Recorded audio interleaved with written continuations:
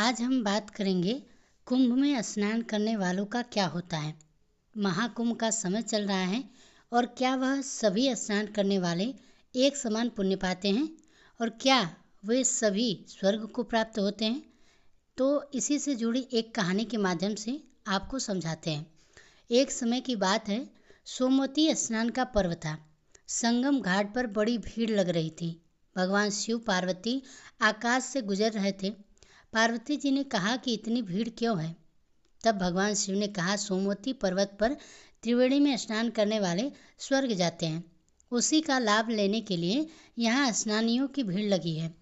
पार्वती जी का कौतूहल तो शांत हो गया, पर उनको एक नया संदेह उपजा। उन्होंने कहा, इतनी भीड़ के लायक तो स्वर्ग में जगह ही नहीं है। छोटे से स्वर्ग में यह सब कैसे आ पाएंगे। तब पार्वती जी ने ऐसा कहकर अपना संदेह प्रकट किया और इसका समाधान चाहा।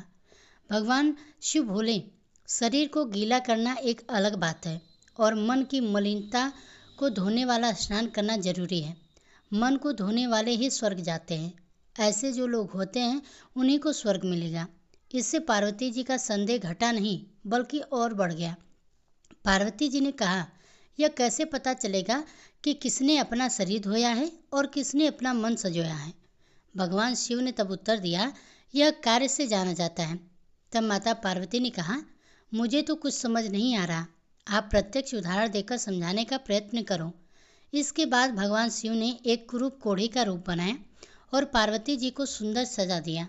दोनों वहाँ लोगों की राह में बैठ गए। स्नान करने वालों की भीड़ उन्हें देखने के लिए रुकने लगी और उनसे ऐसी स्थिति के बारे में पूछने लगे कि तुम इतनी सुंदर स्त्री होकर इस कुरूप कोढ़ी के साथ क्या कर रही हो।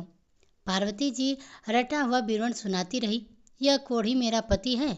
कुंभ में स्नान करने के यहाँ हम आए हुए हैं। गरीबी के कारण इन्हें कंधे पर रखकर लाई हूँ। हम बहुत थक गए हैं, इसलिए थोड़ा आराम करने के लिए यहाँ पर बैठे हैं। बहुत से दर्शकों की नीयत उस सुंदर औरत को देखकर बिगड़ती थी। वह सुंदरी को प्रलोभन देते और उसके पति को छोड़कर अपने साथ चलने की बात कहते हैं। पार्वती जी यह सब बातें सुनकर लज्जा से ढल गई। भला ऐसे भी लोग कुंभ में स्नान करने आते हैं क्या। यह देखकर उन्हें बहुत ही निराशा हुई। अब फिर शाम हो गई। एक उदार व्यक्ति आया। जब उसने उन दोनों से वहां रहने का कारण पूछा तो पार्वती जी की बात सुनकर उसकी आंखों में आंसू आ गए। उसने उनसे सहायता का प्रस्ताव किया। उसने कहा, मैं आपकी सहायता करना चाहता हूँ। और उसने कोढ़ी बने भगवान शिव को कंधे पर लादा और सिपट तक पहुँचाया। उसके बाद जो औषध था उसने वो उन दोनों को भी खिलाया।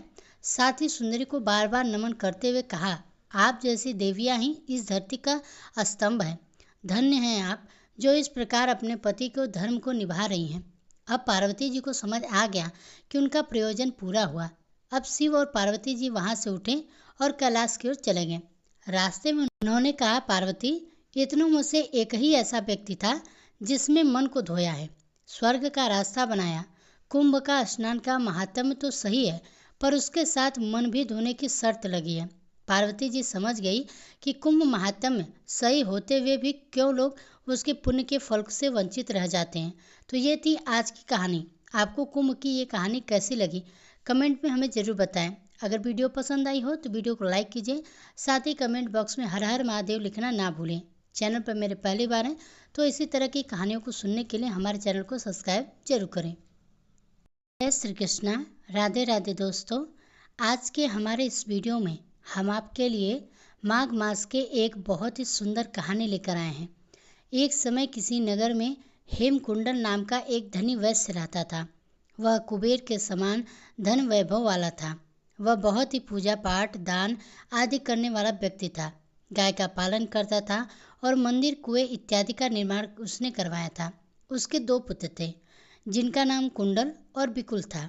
जब वह दोनों युवा अवस्था में आए तब हेमकुंडल गृहस्थी का कार्य उन्हें सौंपकर वन चला गया। वहाँ भगवान विष्णु की आराधना करता वैकुंठ को प्राप्त हुआ।